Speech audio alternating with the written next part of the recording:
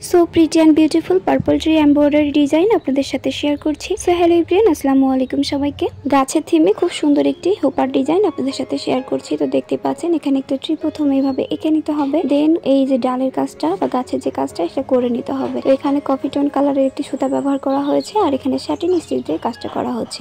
এরপর এখানে পার্পল কালারের একটি সুতা ব্যবহার করা হয়েছে। তো দেখতে পাচ্ছেন সুতা দিয়ে ফ্রেঞ্চ নট দিয়ে খুব সুন্দরভাবে ফুলের মতো করে অংশ সেলাই করা হচ্ছে। প্রত্যেকটা যে ডট ডট চিহ্ন দেওয়া হয়েছে এখানে এভাবে পার্পল কালারের সুতা দিয়ে ফ্রেঞ্চ নট স্টিচটা করা হচ্ছে।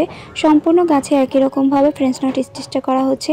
ডিজাইনটা দেখে মনে হতে পারে অনেক বেশি কাজ, কিন্তু ট্রাস্ট মি এই কাজটা করতে বেশি সময় লাগবে না, খুব অল্প সময়ে যে কাজটা করা যাবে। তো এখানে 2-3টা শেডের কালার ব্যবহার করা হয়েছে। পার্পল কালারের শেডটাও 2টা শেডে ব্যবহার করা হয়েছে আর মাঝে কিছু লাইট পেস্ট কালার ইউজ করা হয়েছে।